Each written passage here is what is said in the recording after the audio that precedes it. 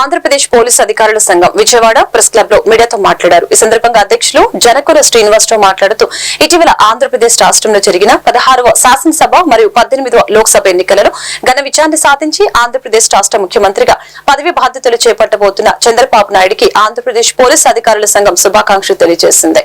గతంలో కూడా ఆంధ్రప్రదేశ్ రాష్ట్ర పోలీసు సిబ్బందికి మరియు వారి కుటుంబాల సంక్షేమానికి కృషి చేసి ఎంతో కాలంగా పోలీసు సిబ్బంది ఎదురు చూసిన పదోన్నతుల్ని కల్పించారని తెలిపారు. రాష్ట్ర పోలీసు సిబ్బంది హృదయాలలో సుస్థిర స్థానం సంపాదించుకున్న నారా చంద్రబాబు నాయుడికి భవిష్యత్తులో పోలీసుల సమస్యల్ని పరిష్కరించడానికి కూడా అదే విధమైనటువంటి కృషి చేస్తారని ఆశిస్తున్నట్లు తెలిపారు. కార్యక్రమంలో ఆంధ్రప్రదేశ్ పోలీసు అధికారులు సంఘం సభ్యులు పాల్గొన్నారు. జనకుల శ్రీనివాసరావు, నేను ఆంధ్రప్రదేశ్ పోలీసు అధికారుల సంఘం రాష్ట్ర అధ్యక్షుడు. రేపు నూతనంగా ఏర్పడబోతున్న ప్రభుత్వానికి ఆంధ్రప్రదేశ్ పోలీసు అధికారుల సంఘం నుంచి స్వాగతం సుస్వాగతం. రేపు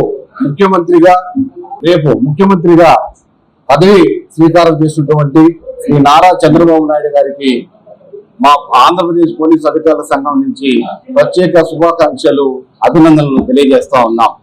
గతంలో కూడా మేము టీడీపీ ప్రభుత్వంలో పనిచేశాం.